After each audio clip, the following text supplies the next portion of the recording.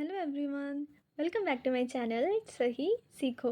तो जैसा कि मैंने कहा था अपनी लास्ट वीडियो में कि मैं पार्ट 2 लेकर आऊँगी जिसमें हम इम्पॉर्टेंट कमेटीज़ देखेंगे। ये स्टार्ट करते हैं वीडियो।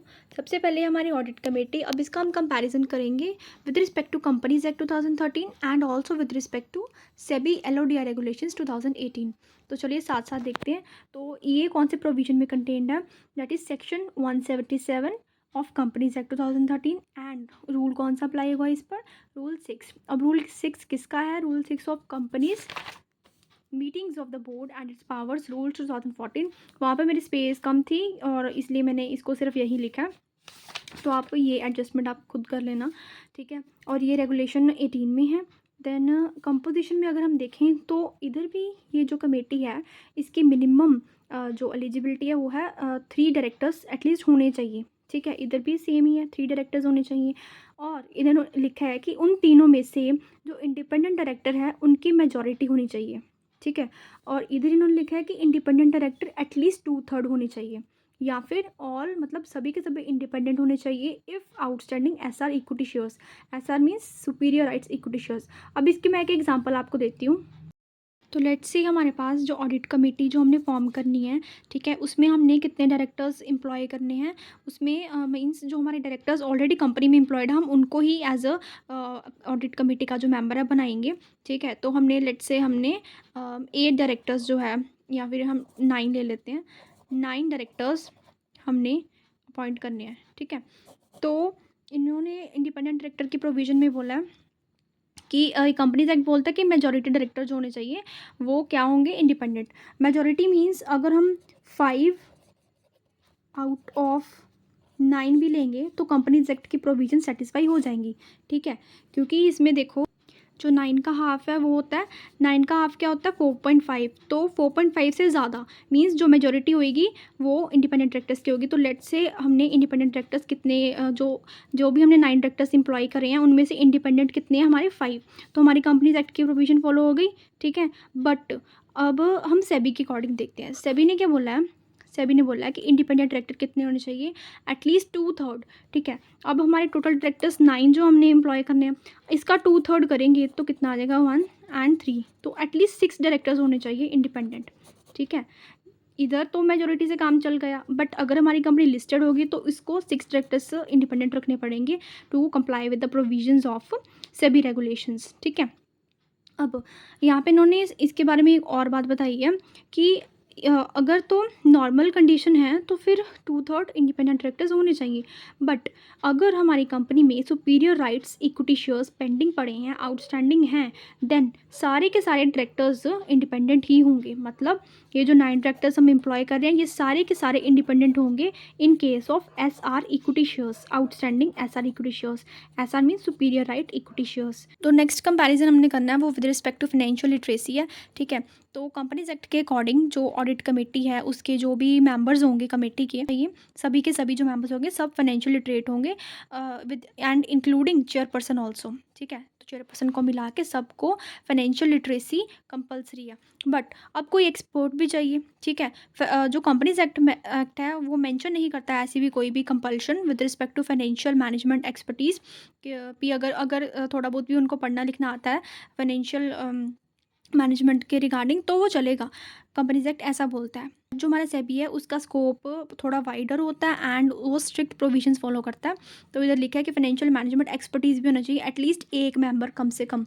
अब हमारे पास लेट से हमने 9 डायरेक्टर्स अपॉइंट करे थे, उनमें से एटलीस्ट 1 जो डायरेक्टर होगा वो फाइनेंशियल एक्सपर्ट होना चाहिए। नेक्स्ट चेयरपर्सन के अगर हम कंपेयर करें तो इधर कंपल्सरी नहीं बताया कि इंडिपेंडेंट डायरेक्टर लेना है या फिर कोई भी डायरेक्टर चलेगा।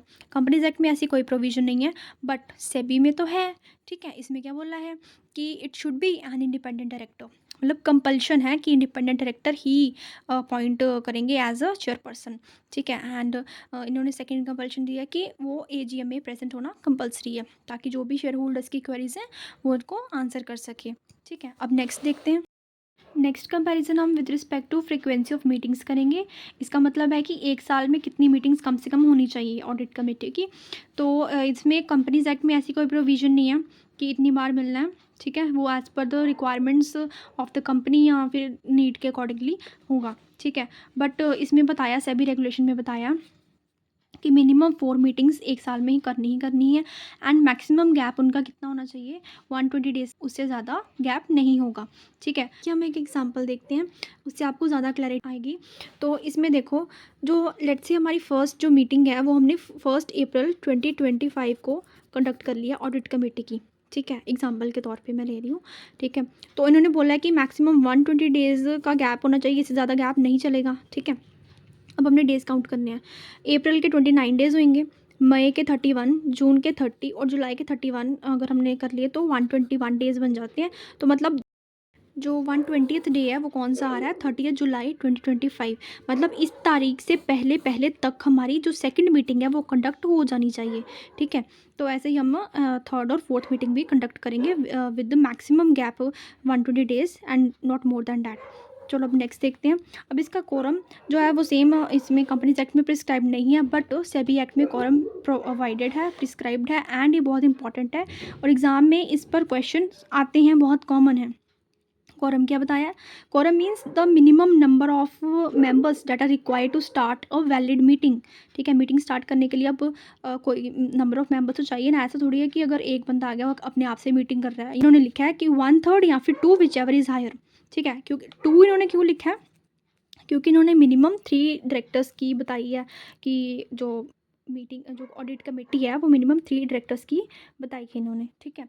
तो उसके अकॉर्डिंग अगर 3 डायरेक्टर्स होंगे हमारे, 3 डायरेक्टर्स में से 1 अगर डायरेक्टर हमारा आ रहा है मीटिंग के लिए तो अपने आप से मीटिंग करेगा नहीं, तो कम से कम 2 बंदे तो चाहिए होंगे ना। तो 3 में से 2 या फिर इन्होंने बोला 1/3। और अगर यहाँ पे हमने एग्जांपल ली थी, जो पिछली एग्जांपल थी उसमें हमने देखा था कि हमने 9 डायरेक्टर्स अपॉइंट करे हुए हैं ऑडिट कमेटी में, ठीक है। तो अगर हमारे 9 डायरेक्टर्स हैं तो इसका अगर हम 1/3 करेंगे तो कितना आ जाता है, 3। तो इन्होंने बोला 2 या फिर 1/3 ऑफ जो भी हमारे डायरेक्टर्स हैं। क्या आंसर आया, 3, विच एवर इज़ हायर। दोनों में से हायर कौन सा है, 3 वाला, ठीक है। तो मतलब हम 3 डायरेक्टर्स कम से कम होने चाहिए कि हमारी एक वैलिड ऑडिट कमेटी की मीटिंग जो है कंडक्ट हो सके, ठीक है। तो I hope it is clear. अब इन्होंने बोला है कि ऐसा नहीं है कि 3, अब क्योंकि इन्होंने बोला था कि इंडिपेंडेंट डायरेक्टर की भी नीड है, ठीक है, इसको अपॉइंट करना कंपलसरी है। तो इन्होंने इंडिपेंडेंट डायरेक्टर के रिगार्डिंग ही एक प्रोविज़न और दी है कि with the presence of at least 1 independent director. अब ऐसा नहीं है कि अगर हमारे पास 9 इंडिपेंडेंट डायरेक्टर है, तो हमने पिछले एग्जाम्पल में देखा था कि 6 हमने इंडिपेंडेंट डायरेक्टर अपॉइंट करे थे, जो 3 बचेंगे वो नॉन इंडिपेंडेंट होंगे, ठीक है। नॉन इंडिपेंडेंट, ये जो है इंडिपेंडेंट है, ठीक है। 6 इंडिपेंडेंट है तो 3 नॉन इंडिपेंडेंट है। तो इन्होंने यहाँ पर हमने देखा है कि मिनिमम 3 डायरेक्टर्स की रिक्वायरमेंट होती है एक मीटिंग को स्टार्ट करने के लिए, ठीक है। तो अगर यही वाले 3 डायरेक्टर्स आ जाएंगे तो भी हमारी जो मीटिंग है वो वैलिड नहीं मानी जाएगी। क्यों नहीं मानी जाएगी, क्योंकि इन्होंने बोला है कि एटलीस्ट एक इंडिपेंडेंट डायरेक्टर तो होना ही चाहिए। अब ये जो 3 है, हो सकता है इनमें से एक इंडिपेंडेंट हो, ऐसा भी हो सकता है कि 2+1 हो। 2 मतलब 2 जो है वो हमारे नॉन इंडिपेंडेंट सिंपल डायरेक्टर है एंड जो एक है वो इंडिपेंडेंट डायरेक्टर है। तो भी अगर 3 बन जाते हैं तो हमारी एक वैलिड कोरम जो है वो हो जाता है। बट अगर ये ऐसा नहीं है, तीनों के तीनों नॉन इंडिपेंडेंट है, तो हमारी वैलिड मीटिंग नहीं होगी, ठीक है। मतलब मिनिमम बोला है कि 3 मतलब मिनिमम बोला है कि एक तो इंडिपेंडेंट डायरेक्टर होना चाहिए। ऐसा भी हो सकता है कि सब के सब हमारे इंडिपेंडेंट डायरेक्टर ही आए मीटिंग करने के लिए, ऐसा भी हो सकता है, ठीक है।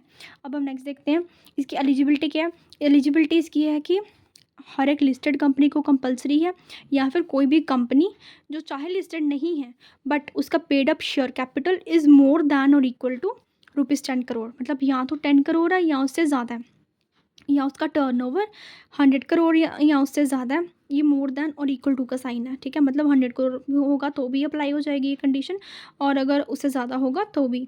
अब aggregate boring is more than ₹50 crore. मतलब इन टोटल जो भी उसने बोरिंग्स ली है एग्रीगेट, ये अगर 50 करोड़ से ज़्यादा होंगी तभी। अगर 50 करोड़ ही अकेली 50 करोड़ है तो फिर अप्लाई नहीं होगी। अब ये चीज़ देखना कि यहाँ पे ना सारी कंडीशंस में और है, मतलब अगर एक भी चीज़ दोनों में से फुलफ़िल हो रही है, ठीक है, तो हमारी ये कंडीशन अप्लाई हो जाएगी। अब ये जो कंडीशन है, ये आपको स्पेशल से इसकी जो लिमिट्स याद करने की नीड नहीं है, क्योंकि ये सेम एज़ इंडिपेंडेंट डायरेक्टर की लिमिट्स है। अब मैं बताती हूँ आपको।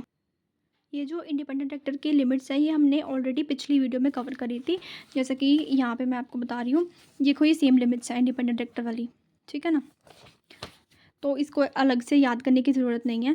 और जो सेबी की जो रेगुलेशन है, उसमें बताया है कि ऑब्वियसली सेबी जो है वो रेगुलेशन उसकी तभी अप्लाई होगी अगर आप लिस्टेड कंपनी है, तो लिस्टेड कंपनी हो, चाहे वो उसकी ये कंडीशंस होती है नहीं होती कोई बात नहीं, तो ये अप्लाई हो ही जाएगा, ठीक है। तो और अगर आपको इसके नोट्स चाहिए ना, तो आप मैं ना डिस्क्रिप्शन बॉक्स में ना अपने व्हाट्सएप चैनल का एक लिंक दूँगी, उसमें सारे नोट्स अवेलेबल हैं, ये वाली वीडियो के भी एंड जो प्रीवियस वीडियोज़ मैंने डाली हुई है अपने यूट्यूब चैनल पर, उसके भी सारे नोट्स अवेलेबल होंगे, तो आप वहाँ से देख लेना, ठीक है।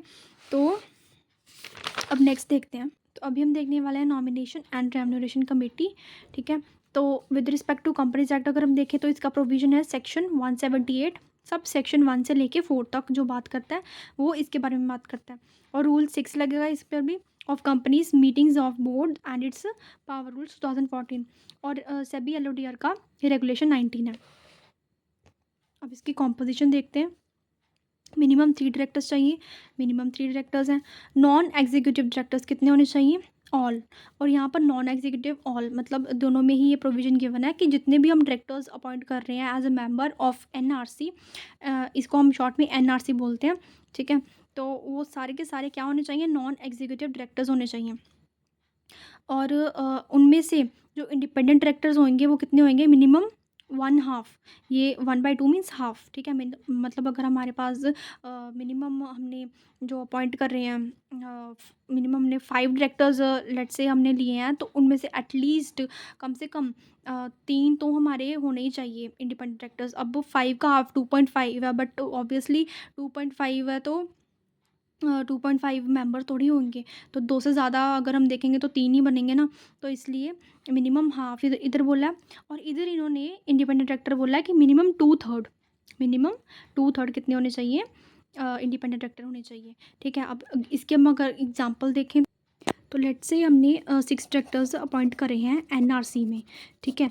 तो उसका इंडिपेंडेंट डायरेक्टर्स अगर हम देखें, तो उनमें से कितने होने चाहिए? 2/3, मतलब मल्टीप्लाई बाय 2 3 करेंगे तो 3 1 एंड 3 2, तो मतलब आउट ऑफ 6 4 तो हमारे कितने होने चाहिए? इंडिपेंडेंट डायरेक्टर होने ही चाहिए, ठीक है। ये हमारा सेबी के अकॉर्डिंग है। और अगर हम इसके अकॉर्डिंग देखें, ये जो कंपनीज एक्ट है इसके अकॉर्डिंग देखें, तो 6 का हाफ मतलब एटलीस्ट 3 डायरेक्टर्स इंडिपेंडेंट डायरेक्टर्स होने चाहिए। तो ये माइनर माइनर प्रोविजंस हैं जो कि क्वेश्चन में पूछी जाती हैं, एग्ज़ाम में बहुत कॉमन है ये, तो इस पर ध्यान देना इंपॉर्टेंट है, अदरवाइज़ कन्फ्यूजन के बहुत ज़्यादा चांसेस रहते हैं, ठीक है। इसको बार बार रिवाइज़ करोगे, और अगर इसको आप एग्जाम्पल के साथ अगर अपने माइंड में सेट करोगे ना, तो शायद ये काफ़ी हद तक आपके लिए ईजी रह जाएगा, ठीक है।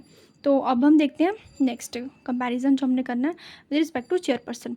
तो इधर उन्होंने बोला है कि इंडिपेंडेंट डायरेक्टर हो या ना हो कोई फ़र्क नहीं पड़ता, बट इधर obviously should be independent director और ईजीएम में प्रेजेंट होना चाहिए। अब इसमें एक और चीज़ बोली है कि कंपनी का जो सीपी है, सीपी मीन्स चेयरपर्सन, तो ये एक्चुअली मैंने पॉइंट बाद में ऐड किया है इसलिए थोड़ा ऐसे लिखा है। कंपनी का जो चेयरपर्सन है, मैंने एनआरसी का चेयरपर्सन नहीं बोला, अभी मैं बात कर रही हूँ कंपनी के चेयरपर्सन की, ठीक है।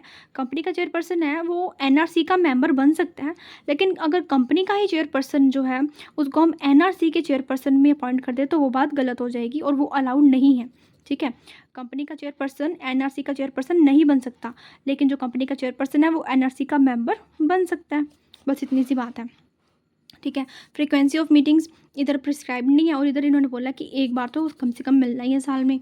और जो कॉरम है इधर प्रिस्क्राइब नहीं है, इधर बताया इन्होंने कि या तो 2 या तो 1/3 विच एवर इज़ हायर। अब इसकी एग्जांपल मैंने लास्ट में दी थी, तो ये भी ये देखो यहाँ पे इन्होंने लिखा है 1/3 और 2 विच एवर इज़ हायर, और यहाँ पे भी सेम है 1/3 और 2 विच एवर इज़ हायर, तो इसमें भी आपको लर्न करने की ज़रूरत नहीं है, मतलब ज़रूरत तो है, बट अगर आप थोड़ा सा देखेंगे कि हाँ सेम है, ऑडिट कमेटी की और एनआरसी की जो कोरम की रिक्वायरमेंट्स हैं वो सेम है, तो शायद इट विल बी ईजी, ठीक है। और इसके साथ एटलीस्ट 1 इंडिपेंडेंट डायरेक्टर तो होना ही चाहिए, और सेम इधर था कि 2 और 1/3 विच एवर इज़ हायर और 1 इंडिपेंडेंट डायरेक्टर होना चाहिए, ठीक है। और फिर एलिजिबिलिटी अगर हम देखें, eligibility same as audit committee, AC means audit committee. कौन सी एलिजिबिलिटी थी यहाँ पर, ये वाली एवरी लिस्टेड कंपनी, या फिर ये जो प्रोविजंस हैं ये सारे सेम अप्लाई हो जाएंगे इधर, ठीक है। तो अब हम नेक्स्ट देखते हैं। नेक्स्ट जो हमारी कमेटी है that is stakeholders relationship committee, इसे हम एसआरसी भी बोलते हैं। कंपनीज एक्ट में ये सेक्शन नंबर 178 में गवर्न की जाती है। सेक्शन 178 सब सेक्शन 5 से लेके 8 तक, ठीक है। और इधर रेगुलेशन 20। और कंपोजिशन की बात करें, कंपोजिशन मतलब कौन से डायरेक्टर से कंपोज करना है हमने, ये वो, तो ये तो उन्होंने बोला है कि कोई भी चलेगी as may be decided by the board. ये बोर्ड के ऊपर डिपेंड करता है with respect to the needs of the company या रिक्वायरमेंट्स जो भी है, ये बोर्ड डिसाइड कर लेगा। बट इधर सेबी में उन्होंने बताया कि मिनिमम 3 डायरेक्टर्स तो होने ही चाहिए और इंडिपेंडेंट डायरेक्टर एटलीस्ट एक तो होना ही चाहिए। और अगर हमारी कंपनी में आउटस्टैंडिंग एसआर इक्विटी शेयर्स हैं तो एटलीस्ट 2/3 जो हमारे मेंबर्स होंगे वो इंडिपेंडेंट डायरेक्टर्स ही होने चाहिए, ठीक है। चेयरपर्सन की बात करें तो इन्होंने बोला कि चेयरपर्सन नॉन एग्जीक्यूटिव डायरेक्टर होगा।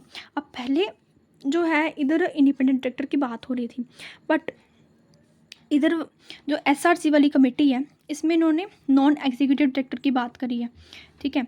तो इधर भी इन्होंने सेम ही बोला है कि it shall be non executive director, जो हमारा चेयरपर्सन नॉन एग्जीक्यूटिव डायरेक्टर ही होना चाहिए, ठीक है। और वो एजीएम में प्रेजेंट होना चाहिए। और अब हम फ्रीक्वेंसी ऑफ मीटिंग्स की बात करें तो इधर एज यूजुअली प्रिस्क्राइब नहीं है, बट इधर प्रिस्क्राइब्ड है सेबी के अकॉर्डिंग कि एटलीस्ट एक बारी तो साल में मीटिंग होनी चाहिए। और एलिजिबिलिटी इधर उन्होंने बोला है कि कोई भी कंपनी जिसके स्टेक होल्डर्स 1000 से ज़्यादा है, ये जो साइन है मोर देन का है, company consisting of more than 1000 stakeholders, ठीक है, उसको कंपल्सरी है क्या करना, स्टेक होल्डर्स रिलेशनशिप कमेटी बनाना। बहुत सारे बच्चों को ये कन्फ्यूजन होती है कि स्टेक होल्डर्स का मतलब क्या है।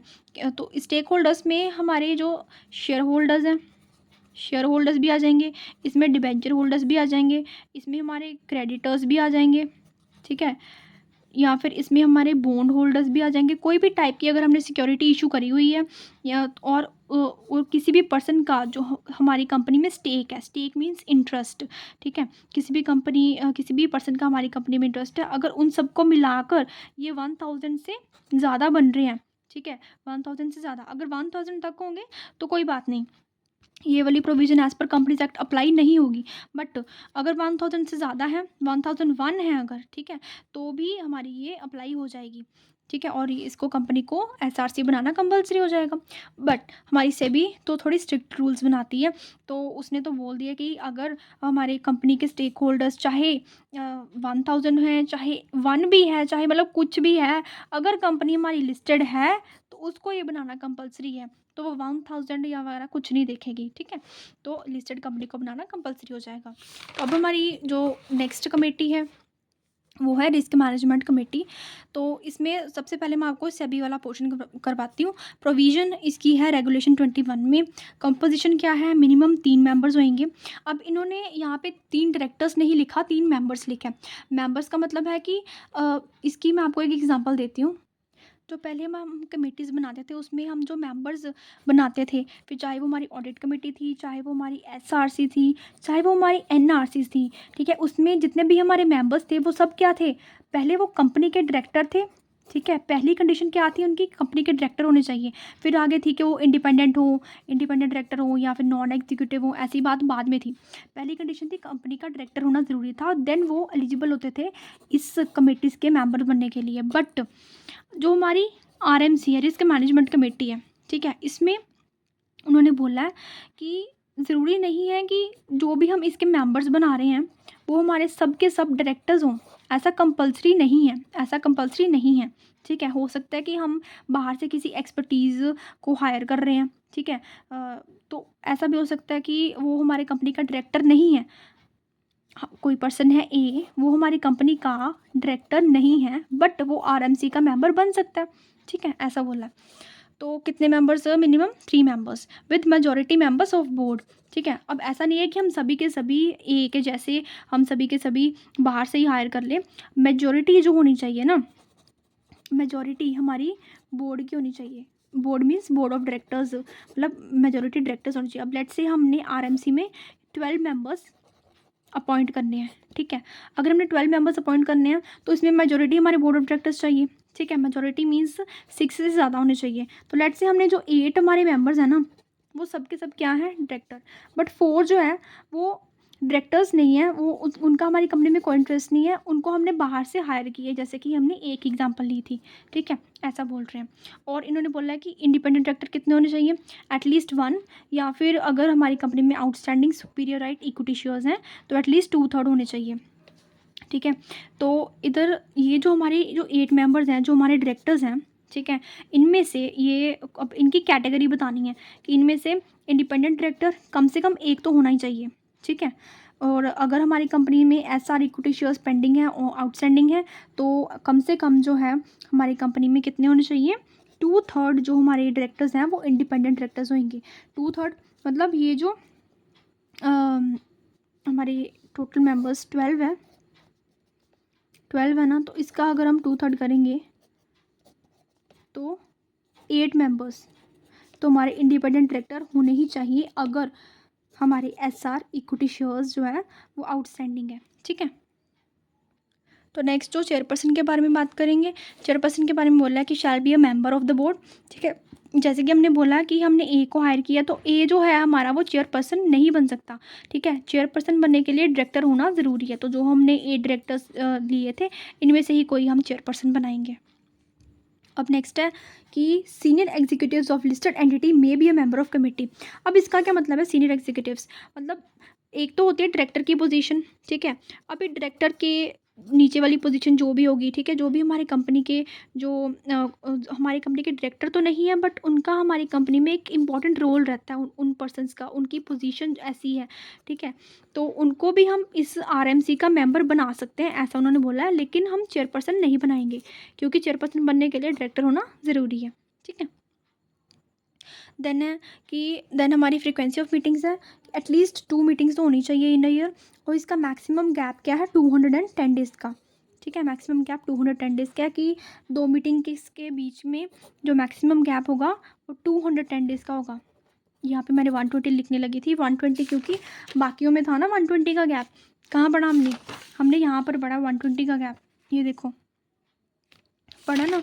इधर इधर कोई ऐसा गैप नहीं है, ठीक है, और इधर भी नहीं है, बट दो जगह पर हमने पढ़ा, एक तो ऑडिट कमेटी में पढ़ा और एक हमने इस आरएमसी में पढ़ा। जो ऑडिट कमेटी है उसमें कितना गैप होना चाहिए, 120 डेज़ का, और जो आरएमसी है उसकी मीटिंग्स में कितना होना चाहिए, 210 डेज़ का, 120 ठीक है। और नेक्स्ट कोरम जो है यहाँ पे भी सेम है, 2 या 1/3 विच एवर इज़ हायर। अब सेम बात लिखी है कि इंडिपेंडेंट डायरेक्टर, बट इन्होंने लिखा है कि यहाँ पे कंपलसरी नहीं है कि इंडिपेंडेंट डायरेक्टर ही हो हमारी मीटिंग के अंदर, बट लिखा है कि एटलीस्ट 1 बोर्ड का मेंबर तो होना ही चाहिए, ठीक है, who is member of committee, ठीक है, इज़ कंपलसरी। ये जो हमने एग्जांपल देखी थी इसमें हमने 8 मेंबर्स जो लिए थे वो डायरेक्टर्स लिए थे और जो बाकी के 4 थे वो हमारे बाहर से हमने हायर किए थे। अब ज़रूरी नहीं है कि मतलब सभी के सभी डायरेक्टर्स ही प्रेजेंट होने चाहिए। अगर ये भी प्रेजेंट होते हैं, अगर ये सारे के सारे जो हमने 4 out of the company hire किए हैं अगर ये भी प्रेजेंट होते हैं तो कंपनी की जो आरएमसी की जो मीटिंग कंडक्ट कर रहे हैं वो इनवैलिड नहीं मानी जाएगी, मतलब वो चलेगा। बट कंडीशन क्या है कि एक बोर्ड मेंबर प्रेजेंट होना ही चाहिए, इन 8 में से एक मेंबर तो कंपनी का जो है कमेटी का वो यहाँ पे प्रेजेंट होना चाहिए मीटिंग में, ठीक है। और नेक्स्ट एलिजिबिलिटी है कि आरएमसी जो है वो कौन बनाता है, बोर्ड ऑफ डायरेक्टर्स बनाते हैं।